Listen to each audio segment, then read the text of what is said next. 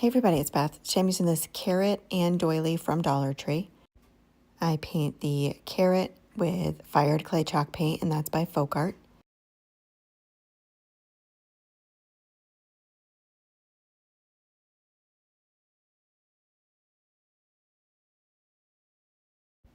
For the leaves on the carrot, I am painting that with antique green chalk paint, and that is also by Folkart.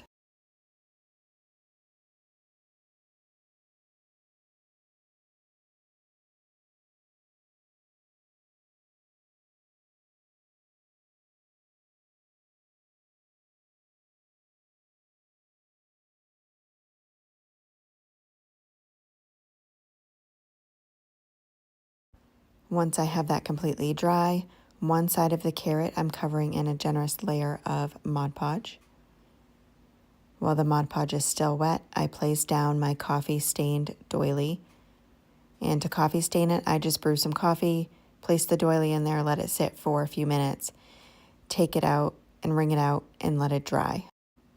After I have the placement where I want it, I use my heating tool and dry that Mod Podge, just pushing it down as I go to make sure it's fully adhered.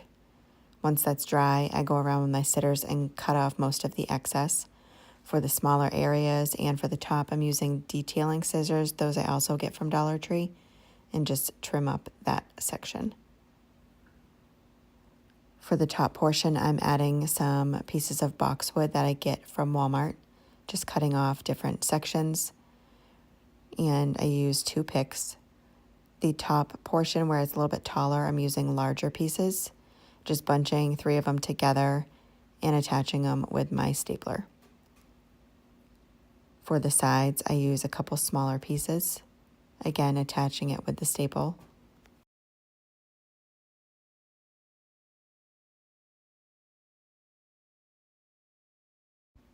And to fill in a little bit where the staples are, I add some smaller pieces, just cut off most of the stems. While the hot glue is still tacky, I add some Spanish moss on top of that. And then I'm using this burlap ribbon I get from Amazon.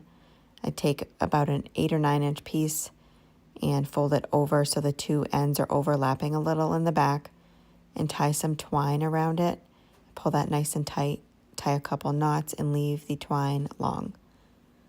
I fluff out the loops and then hot glue that to the top of the moss. I then trim up the tails a little bit more and kind of curl them around themselves just so they're a little bit wavy. That is it for this project. Thank you so much for watching.